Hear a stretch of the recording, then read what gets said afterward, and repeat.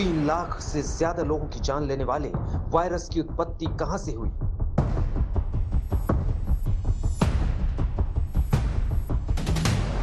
क्या जानवर से इंसान में आया था कोविड वायरस?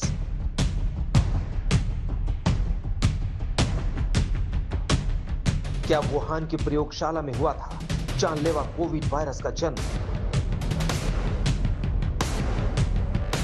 ये वो तमाम सवाल हैं जिनका जवाब पिछले करीब साल भर से पूरी दुनिया जानना चाहती है। अब जब अमेरिकी राष्ट्रपति जो बाइडेन ने इन्हीं सवालों को अपनी मुखर आवाज देते हुए जांच एजेंसियों को अपनी जांच में तेजी लाने को कहा, तो पिछले कुछ समय से फाइलों में दफन हो चुके वो सारे सवाल फिर से जिंदा हो गए।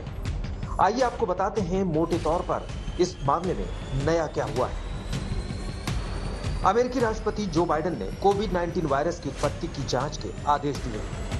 बाइडेन ने उस संभावना की पड़ताल करने को भी कहा है जिसके मुताबिक कोरोना वायरस की उत्पत्ति चीन के वुहान की प्रयोगशाला में हुई और ये किसी चूक से लीक होकर दुनिया भर में पहुंच गई। जो बाइडेन ने साफ निर्देश दिया है कि उन्हें इस मामले में 90 दिनों में रिपोर्ट चाहिए।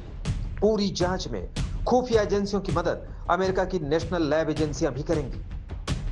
Today, the president asked the intelligence community to redouble their efforts to collect and analyze information that could bring us closer to a definitive conclusion and to a report back to him in 90 days. Back in early 2020, the president called for the CDC to get access to China to learn about the virus so we could fight it more effectively. And we will continue to press China to participate in a full, transparent, evidence-based international investigation with the needed access to get to the bottom of a virus that's taken more than 3 million lives across the globe. साफ है, Trump की विदाई के बाद Wuhan lab की जो file मेज पर धूल खा रही थी उसे अमेरिका फिर खोलने जा रहा है। बाइडेन के ताजा फरमान से चीन की मुश्किलें बढ़ने वाली हैं। अमेरिका के राष्ट्रपति जो बाइडेन ने कोरोना वायरस के उत्पत्ति पर मांगी रिपोर्ट।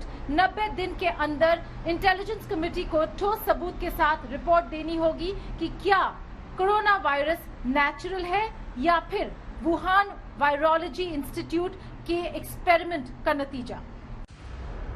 बाइडेन के फरमान से वुहान का लैब फिर से सुर्खियों में आ गया है।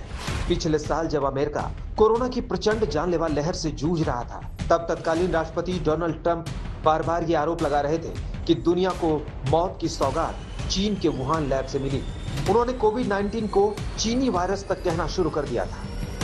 I would like to begin by announcing some important developments in our war against the Chinese virus. Why do you keep calling this the Chinese virus? Why do you keep using this? Because it comes from China. Covid की उत्पत्ति की जांच कर रही खुफिया एजेंसियां 2 संभावनाओं पर काम कर रही हैं, लेकिन दिक्कत यह है कि वो अब तक किसी भी थ्योरी के पक्ष में मजबूत सबूत जुटाने में नाकाम रही। इसमें पहली थ्योरी है जानवर से इंसान में आया कोरोना। दूसरी थ्योरी है वुहान लैब से चूकवश लीक हुआ कोरोना। अमेरिकी राष्ट्रपति बाइडेन चाहते हैं कि जल्द से जल्द किसी थ्योरी पर पुख्ता निष्कर्ष सामने आ जाए। जांच में चीन का रवैया मददगार नहीं है। 90 days to kind of, get a deeper look on this, and then we'll have a better sense of where to take this next. I mean, I do want to go back for a second. We've gotten this question about the origins, and we've been pretty vocal, right? This administration, we didn't have access. China wasn't transparent enough. We have been saying that for a very long time, that China needed to provide more access to the lab, cooperate more fully with the scientific investigators, and we don't think that they have met that standard.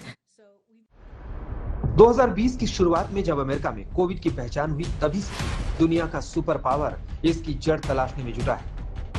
इसी हफ्ते अमेरिकी सरकारी सूत्रों ने एक खुफिया report के आधार पर कोविड फैलाने के लिए वुहान लैब पर उंगली उठाई थी। कोरोना का पहला ज्ञात केस चीनी शहर वुहान में ही सामने आया था।